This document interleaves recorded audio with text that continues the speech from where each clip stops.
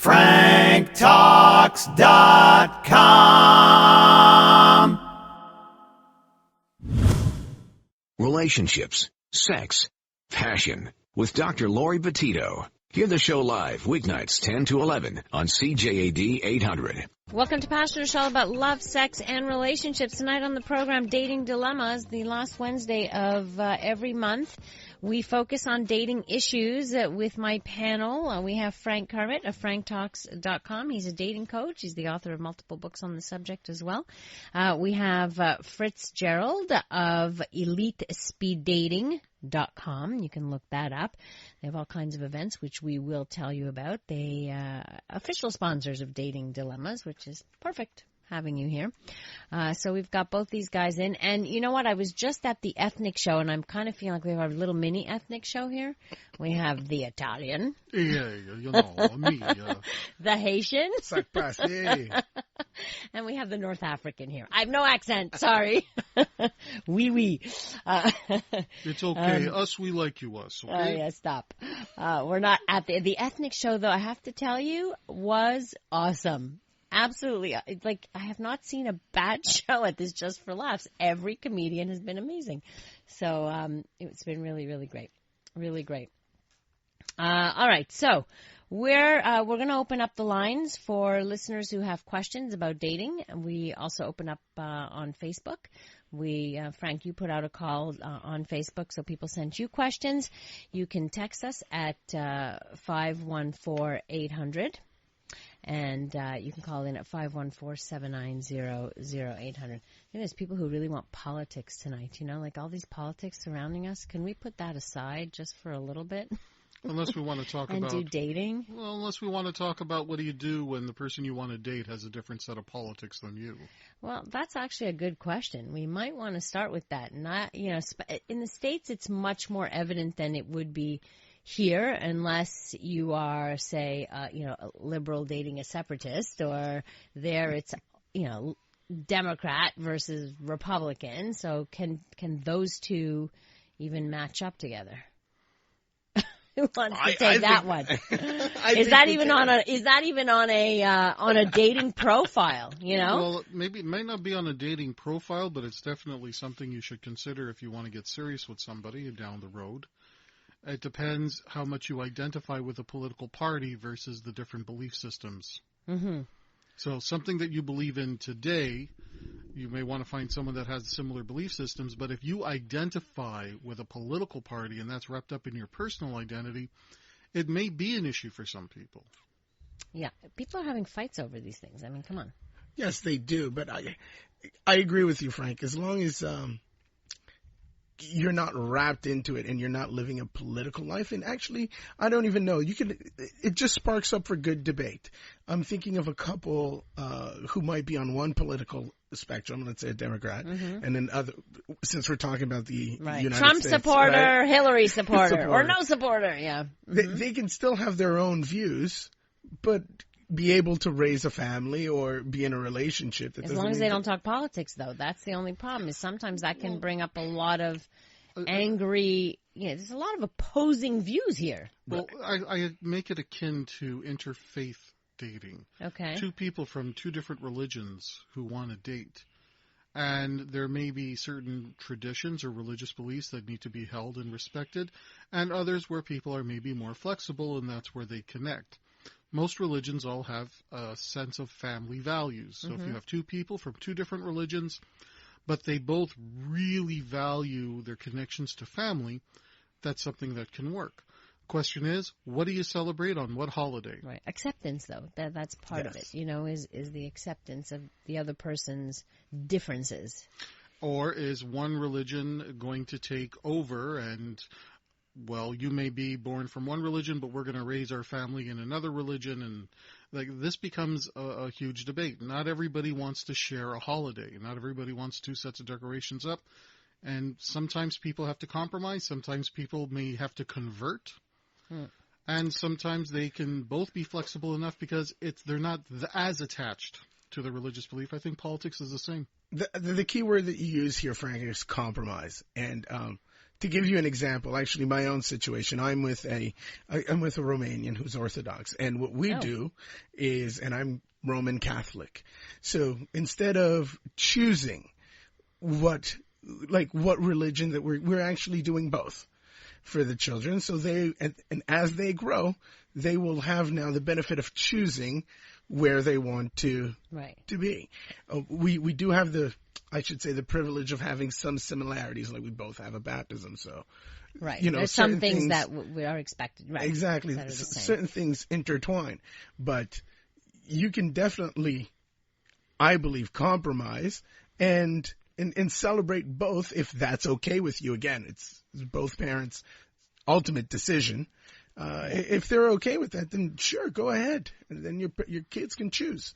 You mentioned compromise, but at the same time, when you host a speed dating event, sometimes you host community speed dating events for people who don't want to compromise, right? Yes, and only want to date within their culture or within their faith. Right. Yes.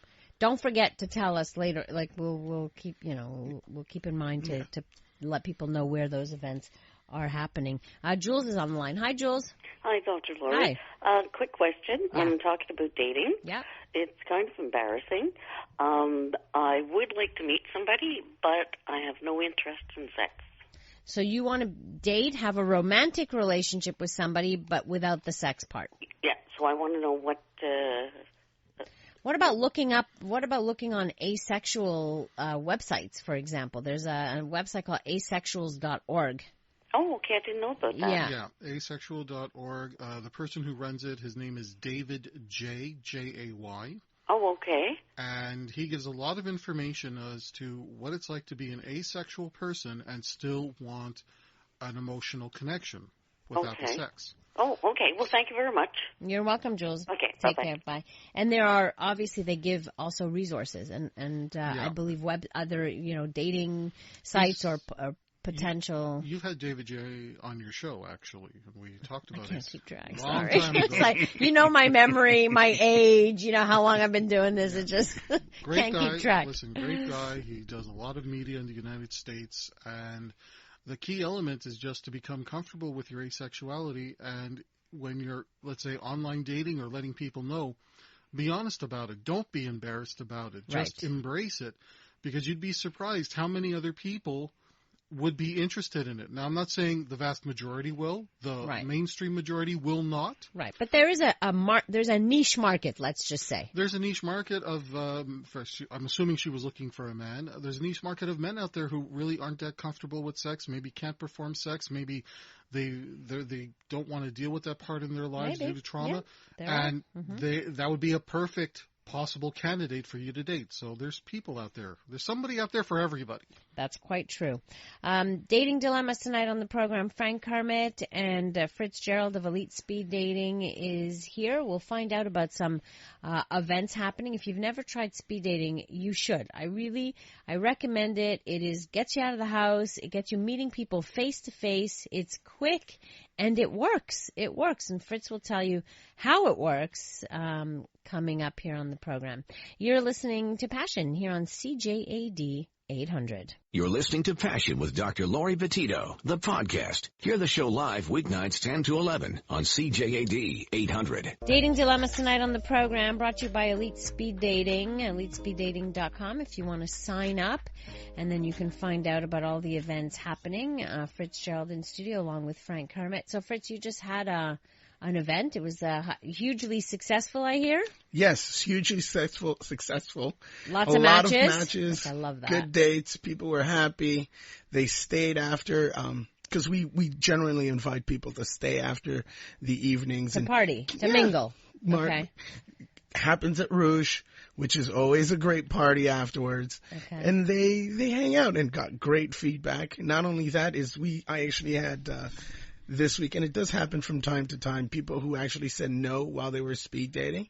What do you mean who said no? They said no to, let's say we were speed dating. And the 5 minutes, for some reason, I said yes to you. You didn't say yes back. Yes back. After they've stayed for a couple of more hours and they got a chance to speak a little bit more. They said yes. They said yes. So I got phone calls. Now that's interesting. Okay, for people who don't know, how does a speed dating work in, like, just give us the grand ligne. Okay, so very briefly, you meet 6 to 10 people for 5 minutes each. Okay. And you get to discuss different topics. What, different do you things. tell them what to talk about? We give them icebreaker questions if you don't have anything to talk about. Do you tell them what not to ask? We don't tell them what not to ask. Okay. Right. What you do for a living and how much do you make? Not. Interesting that you say that is because the one thing that I do say at the beginning of every speed dating while I give the instructions is that this is not an interview. Okay, good. Okay, you're here to talk, to hang out, to have some fun. The second or third, fourth or fifth date, you have all the time in the world to ask how many hours do you work, what you do, blah, blah, blah. Now, just try to relax, have fun, and find another point of interest or something in common that you have together instead of see if there's a little bit of chemistry, right? You want to just see if there's a little something that says, ooh, there's a little spark here that might ignite and lead on to a second date. And generally what you do and how much do you work doesn't, at least in my experience, does not lead to those second dates. Doesn't lead to any more matches. Those tend to be very narrow-minded questions. Right. And the article you wrote very recently was about the importance and the power of having an open mind when speed dating. Yes, that's correct. When any dating, actually. Yeah. Mm-hmm. Keep an open mind. Have the willingness to try and experience new ideas, new activities. Or people, and also people who you would not have thought would be your type. A lot of people say, oh, not my type. Well, have you spoken to the person? Like, I know there are certain, maybe deal breakers. You don't want to be with a smoker. Oh, definitely not my type. Or you want somebody healthy or fit or whatever. Okay, that's something. But, like if you get too specific or too narrow, like, research has actually shown that most of the people we marry are not our type. They're not what we would have considered our type. They have asked people, married people, like when person you married, was that your type before you married him or her? No. That's the reality. That's one of the great things that I personally love about speed dating, because you have to talk to everybody for a good 5 to 10 minutes. And you end up in conversations with people that you never would have initially considered approaching to begin with. Right. But once you're there, you figure, look, it's 5 to 10 minutes. Let's just see where this goes. And everybody gets that same audition.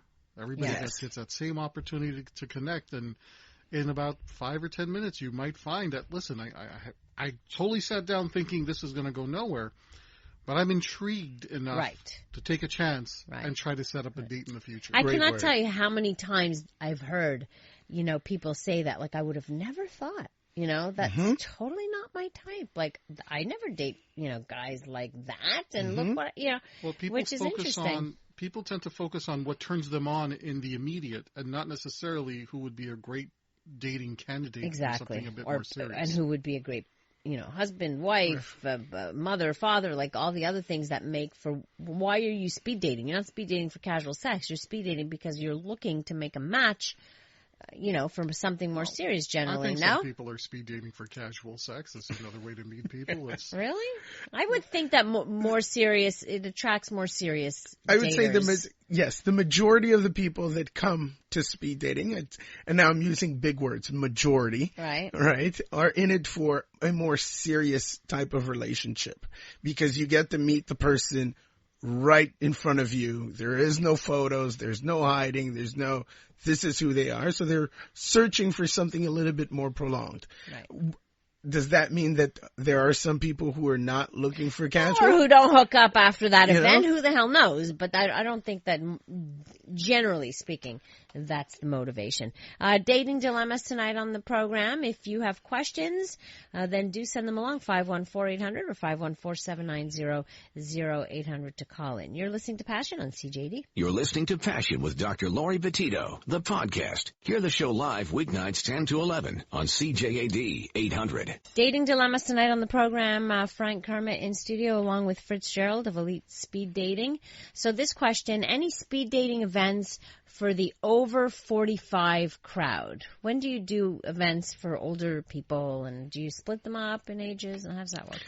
Yes, we do events for the over 45 crowd. Okay. We do it at a smaller frequency than the 25 to 45. Okay. Just because we haven't gotten the same response. But you don't have the same pool, I guess. Exactly. Potential. But we do it every 2 months. So Okay. the next one is actually in the month of September. Okay. Okay. So all of these are listed on your website? On the website. Okay. They're on every month lists out the events that will happen within that next month. Okay. So the events for the month of August are now out. Okay. And at mid-August, the events for the month of September will be out, and so on and so forth. So your community events are groupings, right? So cultural, religious, whatever groupings, religion groupings. So what's happening? So for an example, for the month of August, we will have 3 community-based speed datings. One for the Haitian community, one for the Italian community, and one for the Jewish community. Okay. And they are made for, or the focus, I should say, is for people who want to meet other singles within their own community. Right.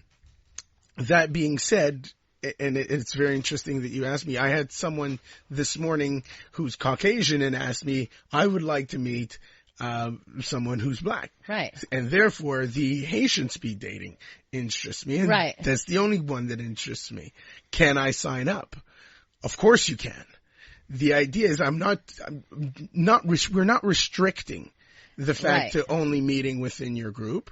Right. If you do also want to meet within that group, that's but also won't welcome. the people who sign up, who really expect to only meet people within their group, be a little upset if a bunch of people that are not within their group show up? You know, if you open it up to that many, to anybody, oh gee, I like Jewish girls, so I'm not Jewish, but I'm gonna go because I like Jewish girls, but the Jewish girl wants to meet a Jewish guy. Good question. It is also to be noted that we offer 6 to 10 dates. Okay, Mm-hmm. That's what we guarantee. And now I'm going to be Laurie about this. Right. I guarantee between 6 to 10 dates within your age range and community. Therefore, I will make sure. There will be extras then. Exactly. Oh, okay. So I will make sure that you get your 6 to 10 dates within your community and your age prior to anything else. Now I'm happy. Not that I'm single, but now I'm happy. Okay. I do have a question, because a long time ago I used to try and organize speed dating events through meetup groups, and I just went with an all ages, everybody's invited, because of the amount of extra work it took. Oh, it takes a lot of work to do this. It was a tremendous amount of work just to organize a free-for-all speed dating. But when you get into specific communities, I have to imagine there's a lot more time and work put into organizing something. Of course so. Yeah. Well, that's because now you're what you pay for. Actually, that's the time. Which explains why the price, unfortunately, also increases. There's more work put into it. Yeah. More dating dilemmas on the other side of the news here on Passion on CJD 800. You're listening to Passion with Dr. Laurie Betito, the podcast. Hear the show live weeknights 10 to 11 on CJAD 800. Dating dilemmas tonight on the program. Fritz-Gerald from Elite Speed Dating is with us, so you can ask any questions you want about speed dating or any other issues regarding dating, because Frank Kermit is here. He's our dating coach, and he joins us every month here. So we did get some questions, and I feel badly every time we get to the end of the program. So, we only answered one question? That's not good. We get off top. We just go on and on. How can you show sexual interest without making the girl feel uncomfortable or becoming creepy? I do not want to scare women. I just want to talk to them and meet them. What do you think he's trying to say here? Okay, generally speaking, if a guy wants to meet a girl, the first is the context. If you're meeting her in a nightclub, the way you approach her in a nightclub is going to be very different from the way you approach her on the street during the lunch hour when everybody leaves the office. That makes sense, right? Number 2, you want them to see you coming. Because if you just go from behind them and tap them on their shoulder, again, nightclub environment, it's a little bit more acceptable because there's so much going on. Person's very distracted. And people are very close dancing. Mm-hmm. People are tapping each other on the shoulder saying, look, I got to get by and so on. It's a little bit more acceptable. On the street, you don't want to just tap somebody on the shoulder because it scares them. And you want to make people feel safe. The number one reason why guys come off as creepy is because they don't make the girl feel safe. Mm-hmm. So as you're approaching the girl, make sure that you're approaching her from a direction that she can see you. I remember one mentor of mine, he told me he does this. If he's walking on the street and he sees a girl in front of him that he wants to say hello to, he will cross the street, run ahead of her, cross back, so that he's walking towards her and he can make eye contact and nod and smile before he engages her in conversation, so that she can see him coming. Right. If possible, you don't want to see the person coming directly in front of you. That's very confrontational. Again, you're a guy, you're probably twice your size, 3 times your strength.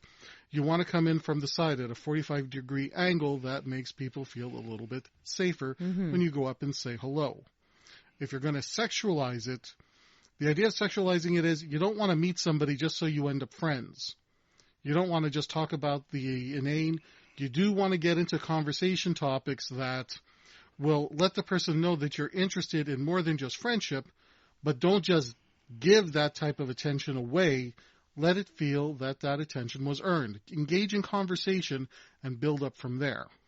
Fritz, you want to add anything to this? I would agree where you need to work yourself up to this. You can't just approach someone and say, hey. Well, again, like depending on... Let's go have sex. Exactly. Right. You know, I mean, there's unless still... that's what she's looking for. Whatever, and depending on the context, I mean, if you're in a swingers club, hey, that may very well that's work. very different. Very different. Here's a good question for you. How to find more dates for busy individuals who work 10 hours a day, go to the gym, and keeps his home organized. So, yeah, you gotta carve out time to date. That's correct. I agree with you 100%.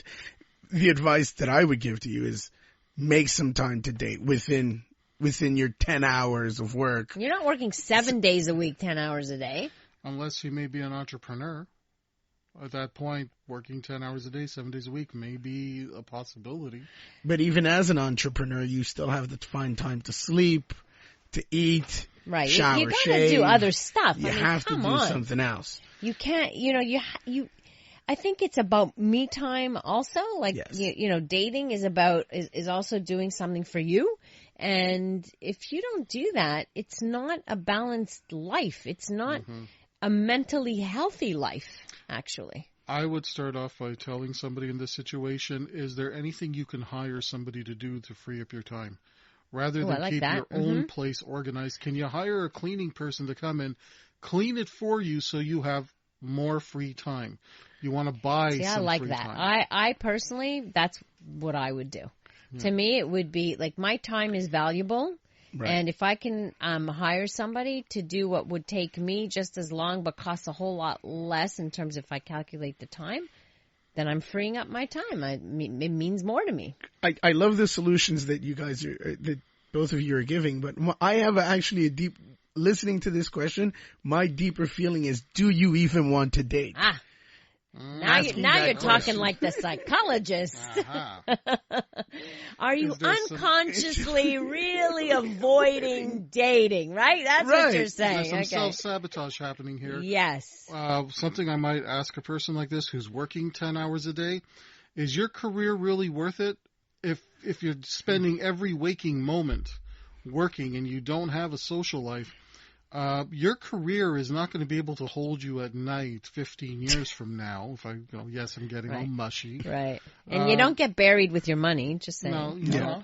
I would also say you may even consider going to find a matchmaker, someone who's going to find... Yes, that's an option. Yes, because if you're working 10 hours a day, you're probably making quite a bit of money. You could probably afford the services of a matchmaker. And a matchmaker is, his or her job is to go out and find someone to match your lifestyle. And if you are an entrepreneur and you only get your weekends to yourself, if that, it might be time to get someone else to act as your agent to find you people to date. Yeah. And speaking of matchmaking, well, this is the perfect opportunity to try speed dating, where you meet 10 people at a time. Exactly. And within 2-3 hours. So it's about expediency, right? It really is. It's about being organized and having a plan, efficiency. You want to have an efficient love life. If there's someone that busy, you need to be efficient with your time, and you need to meet the maximum number of people in the shortest time possible, whether it's speed dating, matchmaking. Yes. You may want to try online dating. Problem is, it may take too much time if you don't have some skill. That takes a lot of time. Yes. Actually, it can take a lot of time if you don't have skill on how to write a profile and how to target people who happen to be online at the same time. But I've also met people who it's almost like a full-time job. Their next full-time job is the online dating stuff, going on, checking, communicating back and forth, then meeting, then, oh, what a disappointment. Oh, okay, now we start again. Da, da, da, da. And it can take a while. So unless you have patience and time to be able to do that, you may want to check out other options. Look, if you have an option to make your love life a priority, you got to do it. And that might mean that other things like your career, your education, something else may take a back seat temporarily.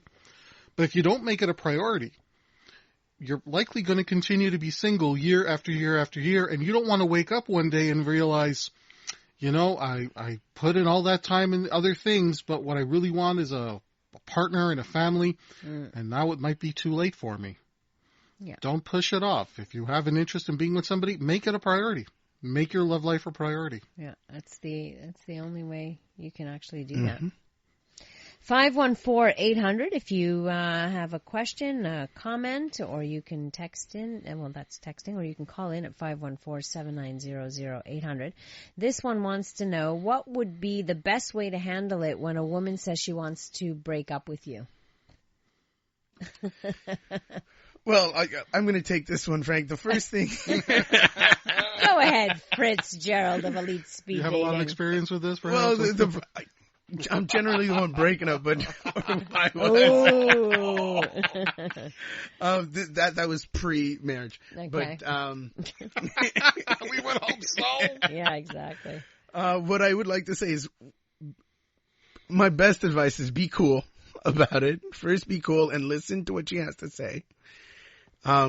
Actually listen. Don't just stand there and nod. Listen to, pay attention to what's going on, because this is happening.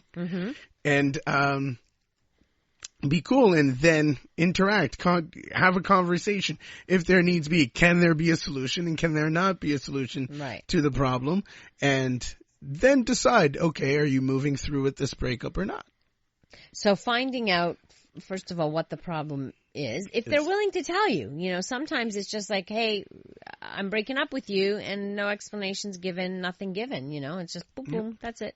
I'm done. I would agree with that. Stay calm. Try to find out why. Keep in mind that when someone says, I want to break up with you, they may not necessarily want to break up with you. They just don't know how to cope with whatever it is that's bothering them.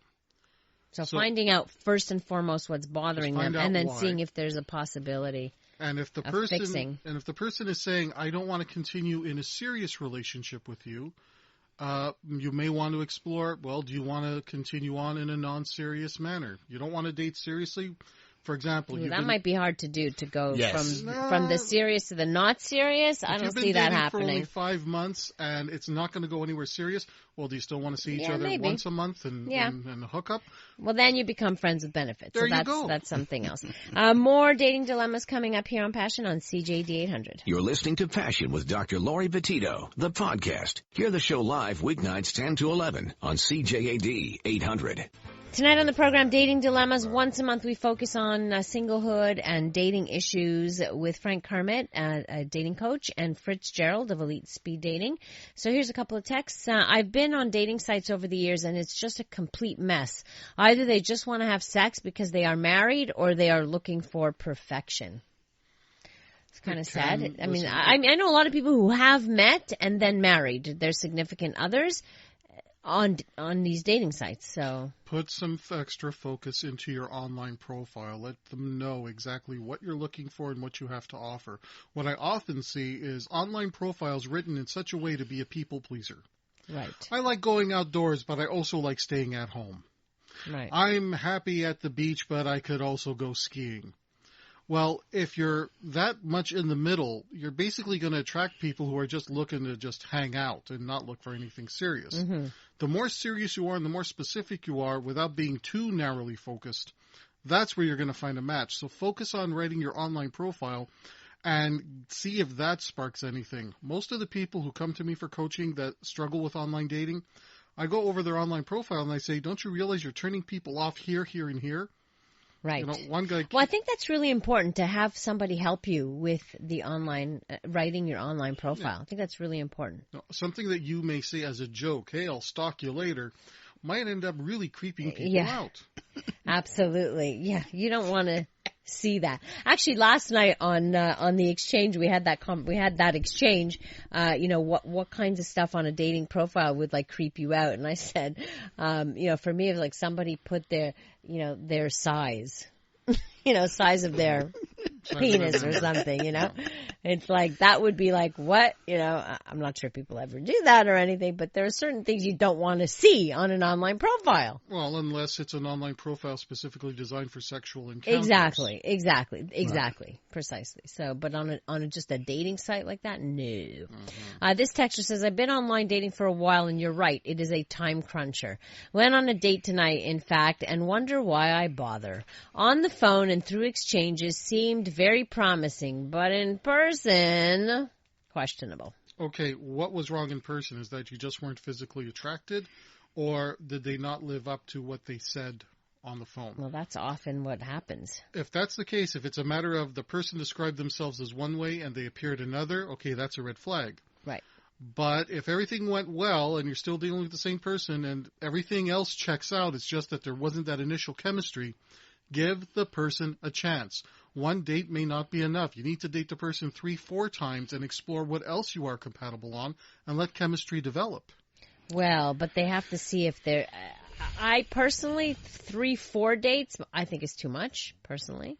I think giving somebody who is decent and, may have potential, even if there's no initial passion, lust, spark, whatever, is worth giving a second, going on a second date, getting to know them a little bit, but I wouldn't stretch it that far. Well, I would like to say to you is, first of all, don't say, why do we bother? Good on you for going on that date. Yeah, and bother. Bother. You just had a good night of at least a story that you can tell your friends. You told us. The story. So you shared with us. Good on you for going on that date, and good on you for making it a priority and being active in your dating life. I still want to know though, what was wrong? If everything was great on the phone and but I hear this all the time, Frank. This is nothing new. I have a friend I've been following her because she's newly single and she's online dating, so she shares every story with me. So I've watched her go through everything and her dates and all of that. I might as well be a fly on her wall.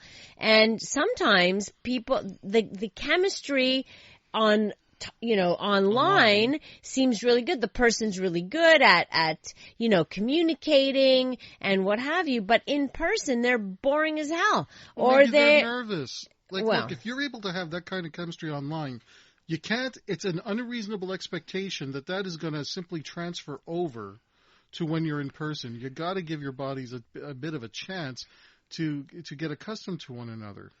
Go ahead. I do think that and now this is just me personally thinking, That's okay. The guy from speed dating, but the interaction behind a computer is very different than a live interaction. Someone who's has the time to think about what they're going to say. That's right. Probably even has stuff prepared to have answers. That's true. You can flow. It's a practice. You have your set lines to answer to certain things. The conversation will flow or might flow very, very differently than once you meet them face to face. You actually get to see how they react to what you say. That's right. And move from there. Maybe they didn't like your comment online, but you don't know, and had time to fix a good answer that you will like. Yeah. This person wrote back. They said, no spark at all.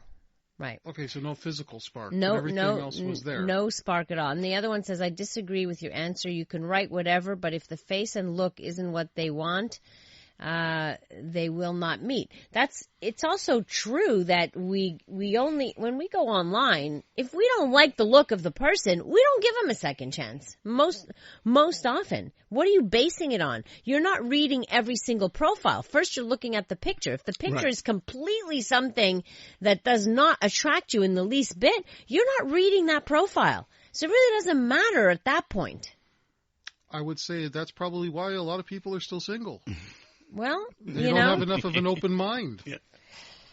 But people have their tastes too, and it's okay to have your tastes. And people don't want, and I respect that. But the issue for me is that everything is going well when we're talking on the phone, and I'm assuming they had at least an hour conversation. Well, sometimes it's just through email or text. Everybody texts now. Okay, so if they're texting and that, then you can't say it was going really well because you weren't interacting legitimately, going through a handful of texts. If you're on the phone for an hour before you meet, or you're going through that kind of screening, and then you meet the person, you say, well, the spark wasn't there. If you were communicating legitimately and something was there, give it a chance to develop. With that said, also beware out there that there are dating coaches who will write and communicate on behalf of their clients. Oy. There you go. And then they meet up in person, and then all of a sudden, right? Well, that's not going to work. Right? Exactly. Right. Last few words with our dating panel here on the program. So if there's anything you'd like to add to our discussion, we'd love to hear from you here on Passion on CJAD 800. You're listening to Passion with Dr. Laurie Betito, the podcast. Hear the show live weeknights 10 to 11 on CJAD 800. Dating dilemmas tonight on the program. If you have questions or you want to talk about speed dating, now's your chance. Last couple of minutes left. So just to reiterate with Fritz-Gerald of EliteSpeedDating.com, when is the next event so that people can sign up for the speed dating event? The next event is Friday, August 5th. Okay. At Rouge, Where's corner that? Prince Arthur and Saint Laurent. Ooh, prime location. Open to everyone, 25 to 30. We have two age groups, 25 to 35. Okay. And 36 to 45. Okay. It will be a great evening, a good night of meeting people, having some drinks, exchanging good conversation in a great atmosphere, and partying the night away afterwards. So people do have to sign up ahead of time. That's really important, right? Yes, that's correct. They sign up ahead of time so that we can give an equal amount of dates. Right. You want to make sure you have enough people and all, because people do complain. Often speed dating events don't often work. I mean, thank goodness yours you've been doing great with it and it's great. But, sometimes you hear stories, of, hey, we're just going to fill it up with, I don't even know who, or you go and it's people who are too many different ages, so that you're meeting 6 people, but, 5 of them are 15 years older than what you want. Right. And then that doesn't work. That doesn't work. Well, I have to say that's one very big difference, at least with our company, is we don't waste people's time. And we actually will postpone an event instead of filling it up with fillers. Right. Because that's not what you're looking for. That's right. not what you want. And rather a company with integrity. We hope so. In the dating industry? Wow. Yeah, well, and Frank, you would know, right? You've been around a long time in the dating industry, and until I met you, I didn't even know there was an industry. Starting with the seduction industry, which I had no idea existed either. Oh, look, I've been fortunate enough that I've made some really great and dear friends, and I've also had the experience of meeting some of the slimiest, sleaziest people who I regret having had to associate with. Right. But if you're going to learn, you may as well learn from the devil, too. Fritz, did you learn from the devil, too? I'm sure you had your share of devils, right? Yes. Yeah. Anyway, both of you, love you guys. You're good at what you do, and that's the important thing. Thanks for being here. It was fun. And good luck with the next speed dating event. You make sure you let us, keep us informed of how it goes and when all of that happens and stuff like that. Thank you to Dave Simon in Master Control. And if you want to reach Frank at franktalks.com and elitespeeddating.com once again. If you want to reach me, Passion at cjd.com, or feel free through my website at drlaurie.com, which is DRLAURIE. I just found out there's a DRLORI doctor as well. This is the funniest thing, but that's a story for another day. News is coming up next, then the comedy show. Have a great rest of the evening, and please remember life is short, so do take the time to smell the flowers and indulge your passions. Listen to Passion with Dr. Laurie Betito, live weeknights 10 to 11 on CJAD and CJAD.com. Need help with love, sex, dating, and relationship issues? Help from Frank Kermit, the best-selling author and Canada's most international relationship coach, is only a click away at franktalks.com. Coaching available in person, by phone, and by Skype. For singles, couples, and alternative lifestyles, franktalks.com.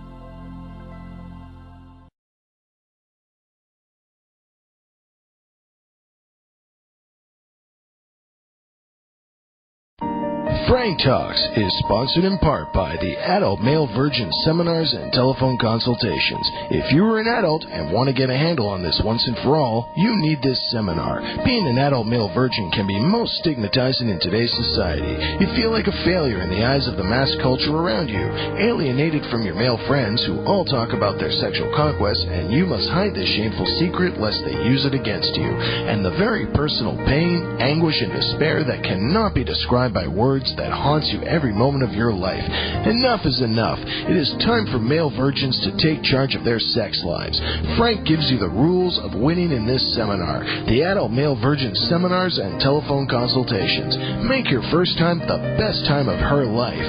Only available at franktalks.com. Frank helps adult boys turn into men.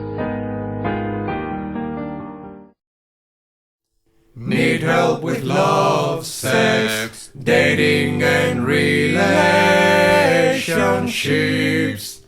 Visit franktalks.com. From Loser to Seducer is the story of Frank B. Kermit. This book marks the triumph of a nice guy over most of his inner demons. This includes going from being a loser to managing 5 lovers at the same time, his first Valentine's date with 2 women at the same time, and getting back the one that got away. Want to learn how you can change your life? Buy this book at franktalks.com.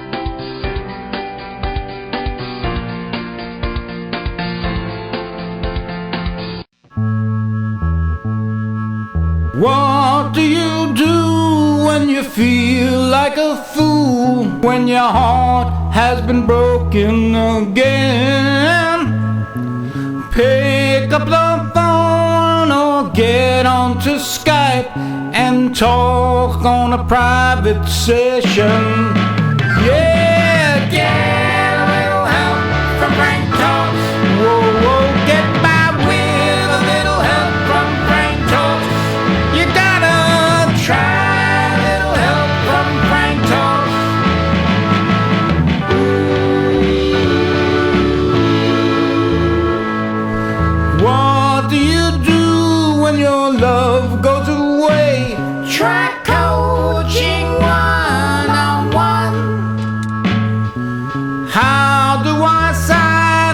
turn things around. Just sign up at franktalks.com.